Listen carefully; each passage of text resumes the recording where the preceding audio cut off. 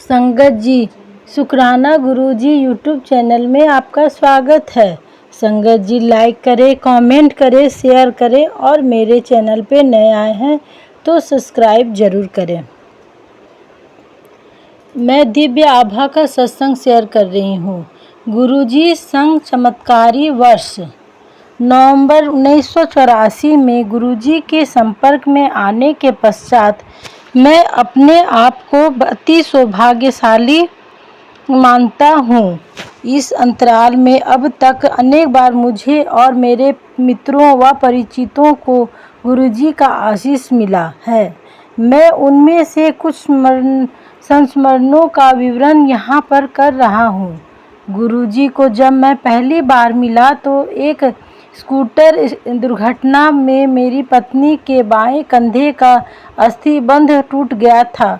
पता लगा कि चंडीगढ़ में एक महापुरुष रह रहे हैं जिनके पास पीजीआई जैसे विख्यात संस्थान के चिकित्सक अपने असाध्य रोगियों को भेजते रहे हैं।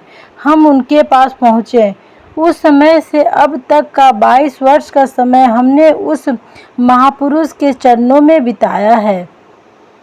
जब हम उनके पास प्रातः 4 बजे पहुँचे तो उन्होंने मेरा हाथ अपने हाथों में ले लिया। मुझे ऐसा प्रतीत हुआ कि मेरे शरीर में अमृत प्रवाह हो रहा है। गुरुजी ने मुझे बताया कि मैंने एक मुखी रुद्राक्ष धारण किया हुआ है। उन्होंने यह भी कहा कि उस पर एक शिवलिंग बना हुआ है जिसका मैंने विरोध किया। उनके कहने पर मैंने उन्हें वह रुद्राक्ष दिखाया। उन्होंने वह रुद्राक्ष अपने हाथ में लेकर उसे गंभीरता से देखने की मुद्रा बनाई और फिर मुझे उस पर शिवलिंग देखने को कहा। वास्तव में वहाँ एक शिवलिंग था जो उस पर आज तक है। मेरे लिए रुद्राक्ष उपचार 2 वर्ष से मैं आंत्रशूल से पीड़ित था। उसमें कुछ दस्त होते थे। गुरुजी ने मुझे पीने के लिए अमृत दिया और फिर घर जाने को कहा। उस दिन मैं अपने कार्यालय नहीं जा सका क्योंकि उस दिन मुझे 24 बार शौच जाना पड़ा। शाम को जब गुरुजी ने फ़ोन करके मेरे स्वास्थ्य के बारे में पूछा तो मैंने उनको बताया कि मेरी स्थिति अत्यंत असहनीय है। उन्होंने उसका प्रतिकूल दृष्टिकोण लेते हुए कहा कि यह अच्छे चिन्ह है, रोग शरीर से बाहर निकल रहा है। अगले दिन प्रातः मुझे लगा कि मैं स्वस्थ हूँ और यह मैंने गुरुजी को बताया। उन्होंने कहा कि अभी रोग शेष है, वह अगले दिन ही ठीक होगा और अपने पास बुलाया। जब मैं उनके पास पहुंचा तो उन्होंने अपने रुद्राक्ष और एक चम्मच से मेरी नाभि को छुआ। छूते ही ऐसा प्रतीत हुआ कि मुझे बिजली का तीव्र झटका लगा है और मैं गिर गया। उन्होंने मुस्कुरा कर कहा कि अब रोग से मुक्ति हुई है। उस बिजली के झटके के बाद वह रोग मुझे आज तक नहीं हुआ है और मेरी पत्नी की चिकित्सा हुई। मेरी पत्नी बबली का उपचार करने के लिए गुरुजी एक शनिवार की संध्या को हमारे घर पहुँचे। उनके निर्देशानुसार साबुत उड़द की दाल की 3 रोटियां बनाई गई। आधी रोटी को शौचालय में डालकर जल प्रवाहित कर दिया गया। शेष 2.5 रोटियों को उन्होंने बबली के कंधे पर रख कर कुछ उच्चारण किया और मेरे हाथ में देकर बोले कि यह एक काले कुत्ते को खिला दूं। मैं भौचक्का था। रात्रि के 9 बजे एक साफ स्वच्छ छावनी क्षेत्र में आवारा कुत्ता, वह भी काला, मिल पाना अति कठिन है। मैंने अपनी शंका गुरुजी को जताई। गुरुजी ने अपने शांत स्वर में मुझे नीचे बाहर जाने को कहा। मैं अचंभित हुआ जब नीचे जाने में ही मुझे एक काला कुत्ता मिल गया। उसी समय बबली का रोग भी समाप्त हो गया। एक दिन जब गुरुजी हमारे घर आए तो घर पर अनेक अतिथि थे। मेरी पत्नी ने बीच में एक बादाम का कटोरा रखा हुआ था। अचानक गुरुजी ने अपनी मुट्ठी भर कर बादाम उठाए और सब अतिथियों को लो, अखरोट खाओ, पिस्ता खाओ, किशमिश खाओ कहते हुए बांट दिए। विस्मय की वह बात थी कि जिन फलों का नाम ले रहे थे बादाम उन्हीं में परिवर्तित हो गए थे। अक्षमता का निदान। मेरे एक जवान नायक आनंदन को बाधा दौड़ में पीठ पर गहरी चोट लग गई थी। जवान का उपचार तो हुआ था, पर उस चोट के कारण वह सेना के सब कार्य करने से अक्षम हो गया था। उसे सैन्य सेवा से निवृत्त कर घर भेजा जा रहा था। मैं उसे प्रातः 4 बजे गुरुजी के पास ले गया और उनसे उसे स्वस्थ करने के लिए प्रार्थना करी। गुरुजी ने मुझसे प्रश्न किया कि यदि उन्होंने उसे रोग मुक्त किया तो उनके कर्म कौन समाप्त करेगा और इस अवस्था में वह अगले जन्म विकलांग रूप में जन्म लेगा। मैं विस्मित अवश्य था, पर मैंने गुरुजी से प्रार्थना करी कि वह अपने तप से उसके कर्म नष्ट कर दे।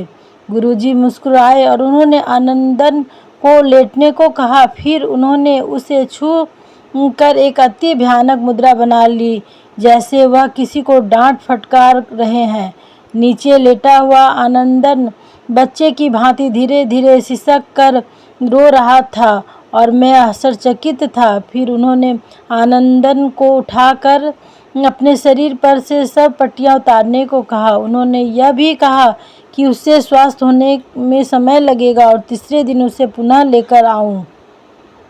अगले दिन प्रातः जब मैं पीटी के लिए जा रहा था तो मैंने आनंदन को अपनी बैरक के बाहर दंड लगाते हुए देखा, जैसे वह अपना शक्ति प्रदर्शन कर रहा है। मैंने उसे रुकने के लिए कहा तो वह बोला कि अब उसे कोई दर्द नहीं है और लग रहा है कि वह रोग मुक्त हो गया है। मैंने उसे गुरुजी के अगले दर्शन तक यह बातें गोपनीय रखने के लिए कहा। तीसरे दिन जब गुरुजी के पास गए तो उन्होंने मुझे अपने पास बुलाया और आनंदन की ओर उंगली करते हुए कहा कि वह शनि के प्रकोप से बाहर आया है। आनंदन का रंग साफ हो गया था और उसका वजन 13-14 किलो घट गया था।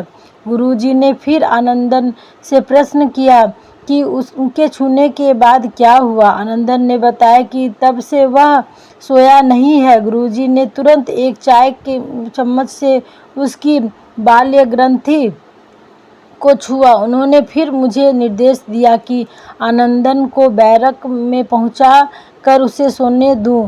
गुरुजी के स्थान से बाहर निकलते ही उसका सिर मेरे कंधे पर टिका और वह सो गया। वाहन चालक की सहायता से हम उसे बैरक तक लेकर आए और उसे उसके बिस्तर पर लिटा दिया। आनंदन 3 दिन तक सोता रहा और पूर्णतः रोग मुक्त हो गया। तदुपरांत चिकित्सकों ने जब उसके परीक्षण किए तो उसे स्वास्थ्य देखकर वह आश्चर्यचकित रह गए। अब उनके पास उसे अब सैन्य सेवाओं के लिए योग्य घोषित करने के अन्यथा कोई और विकल्प नहीं था। मृत पत्नी से संपर्क। कर्नल DRP चौधरी विधु ने थे और चंडी मंदिर में हमारे घर के सामने टहलते थे। एक दिन गुरुजी उनके घर गए और एक चित्र को देखकर उसके बारे में पूछा। कर्नल चौधरी ने कहा कि वह उनकी मृत पत्नी का है, जिसे भाग ने उनसे सदा सदा के लिए दूर कर दिया है। गुरुजी बोले कि वह यहीं पर है और क्या वह देखना चाहेंगे। वह असमंजस में थे। फिर उन्होंने अपना एक हाथ उठाया और हिलाया। अचानक एक चित्र हिलने लगा। फिर वह मेज जिस पर चित्र रखा हुआ था, उसके बाद एक एक करके उस कमरे से की सब वस्तुएं, अलमारी, बिस्तर, सब कुछ केवल भूमि को छोड़कर धीरे धीरे सब शांत हो गए। गुरुजी पुनः बोले कि वह उन्हें अपने पुत्र को छोड़कर कहीं नहीं जा सकती। वह तो इधर ही है, उसे मारने की आवश्यकता नहीं है। एक शाम को गुरुजी हमारे घर आए थे। उस संगत में आसपास के कई लोग भी आए थे। कर्नल चौधरी मेरे से अकेले में बात करना चाह रहे थे। दूसरे कमरे में जाने पर बोले कि उन्होंने अपने पुत्र टिलतु को जब गुरुजी के पास आकर आशीर्वाद लेने के लिए कहा तो उसने उत्तर दिया कि संतों के पास जाने की आयु तो उनकी है, वह तो संगीत सुनना चाहता है। इस बात पर कर्नल चौधरी को क्रोध आ गया और उन्होंने उसे चांटा मार दिया। वह चाह रहे थे कि मैं जाकर उसे समझाऊं। मैंने उत्तर दिया कि स्थिति को थोड़ा शांत होने दें, उसके बाद मैं उसे समझाऊंगा। उसके बाद हम गुरुजी के चरणों में आकर बैठ गए, जैसे कुछ हुआ ही ना हो। गुरुजी ने कर्नल चौधरी की ओर देखा और बोले कि अब पुत्र बड़ा हो गया है, उसे मारने की क्या आवश्यकता थी। उसी क्षण टिल्टू ने कमरे में प्रवेश करके गुरुजी के चरण स्पर्श किए। जय गुरुजी, शुक्राना गुरुजी।